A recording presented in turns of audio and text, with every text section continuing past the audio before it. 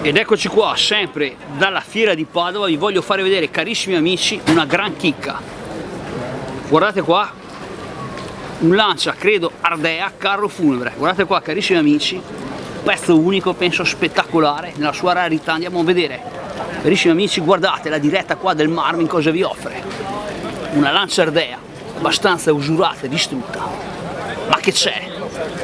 Guardate qua, carissimi amici, Lancia Ardea, carro funebre, l'abbiamo trovato alla fiera di Padova. Io credo che sia proprio un carro funebre. Carissimi amici, guardate, ditemi voi se non è spettacolare. Guardate qua la diretta del Marvin vi sta mostrando un altro pezzo importante che fa archivio nel canale video del Marvin. Guardate qua, carro funebre, spettacolare. Chissà quanti morti ha portato in giro. Certo, non è spettacolare il carro funebre, però considerato che è fermo da tanti anni, dai, possiamo dire che è spettacolare, insomma, giusto che è invecchiato, sicuramente morti qua ci sono stati. Guardate qua, carissimi amici, questo vecchio Lancia, io penso che sia un'Ardea. Guardate qua, carissimi amici, voi siete voi gli esperti.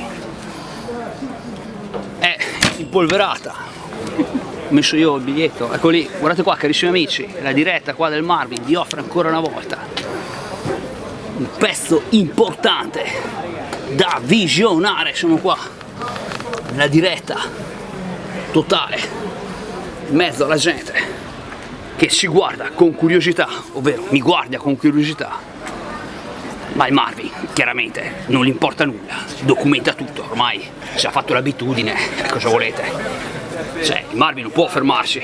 Guardate qua, carissimi amici, lo dedico a tutti i miei amici appassionati di ruggine, gli amici di auto abbandonate, all'amico Alessio, all'amico Jimmy che anche lui ha un carro funebre, al mio amico Renato. Guardate qua, carissimi amici, questo carro funebre Lancia spettacolare. Guardate qua, bello conservato, usurato. Vediamo qua se si apre la porta, eccoci qua, siamo qua sul volante, guida a destra.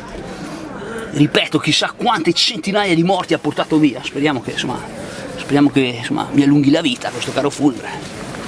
Ed eccoci qua, carissimi amici, dalla fiera di Padova, ancora una volta, una splendida diretta di un pezzo importante che fa storia.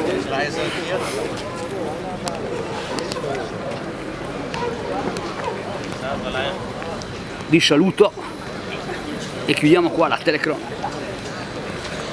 Carro funebre alla fiera di Padova. Ciao a tutti.